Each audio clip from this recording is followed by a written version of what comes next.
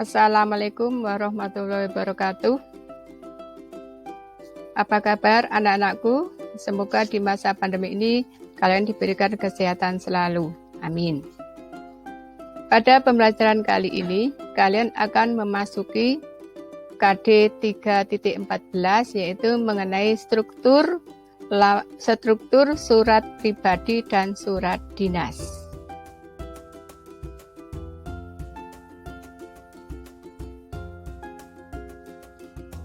Adapun tujuan pembelajaran pada hari ini yaitu setelah mempelajari struktur itu kalian bisa menelaah unsur-unsur atau bagian-bagian dari surat pribadi ataupun surat dinas.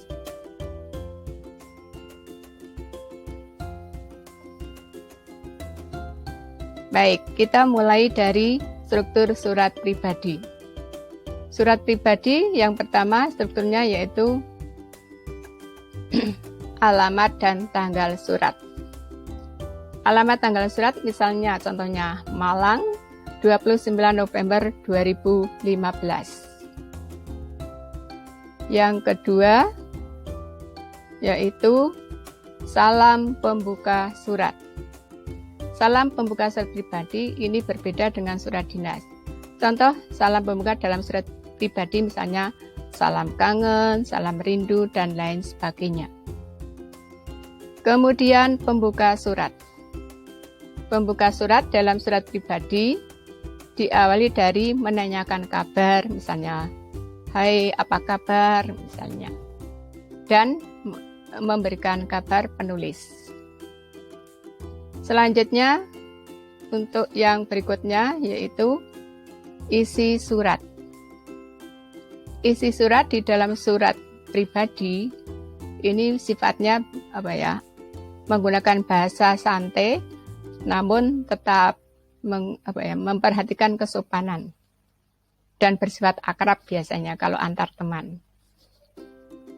Kemudian yang berikutnya, bagian struktur yang berikutnya yaitu penutup surat. Penutup surat pribadi misalnya, contohnya, sekian dulu, semoga kamu bisa membalas surat ini. Aku tunggu balasanmu. Kemudian yang berikutnya, salam penutup. Salam penutup di dalam surat pribadi, contohnya misalnya, sobatmu, karibmu, atau temanmu. Kemudian disertai yang terakhir yaitu dengan penulisan tanda tangan dan nama terang dari penulis surat tersebut.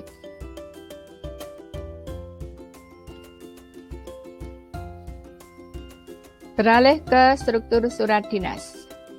Struktur surat dinas ini yang pertama ada kop surat. Yang dalam surat pribadi ini tidak dicantumkan kop surat. Nah, isi dari kop surat tersebut itu biasanya berisi nama instansi, lembaga, ataupun suatu organisasi beserta alamat lengkap. Kemudian yang struktur berikutnya yaitu nomor dan tanggal surat.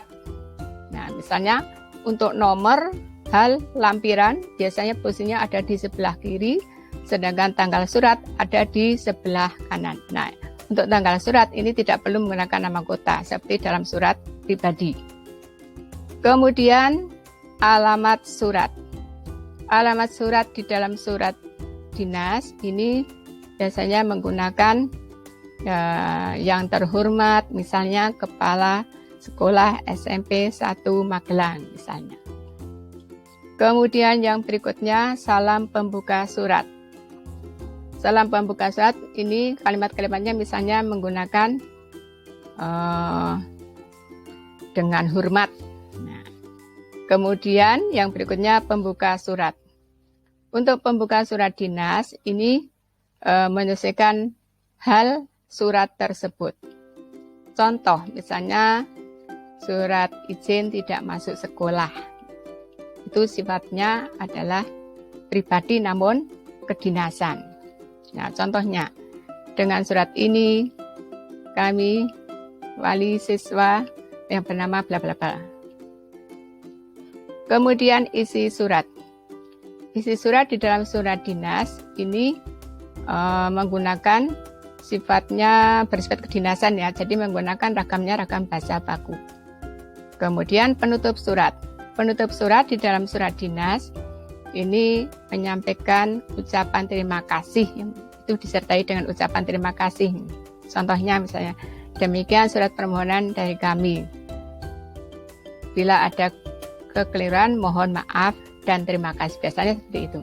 Kemudian yang berikutnya yaitu jabatan. Salam penutup surat. Salam penutup surat dalam surat dinas ini menggunakan misalnya hormat kami, koma. Kemudian yang terakhir yaitu di dalam surat dinas disertai dengan jabatan, tanda tangan, dan nama terang pembuat surat tersebut. Itulah struktur surat dinas. Jadi kalau disimpulkan surat pribadi dan surat dinas ini hanya terletak pada strukturnya kop surat dan nomor surat dan jabatan. Demikian simpulan dari pembahasan kali ini. Terima kasih. Wassalamualaikum warahmatullahi wabarakatuh.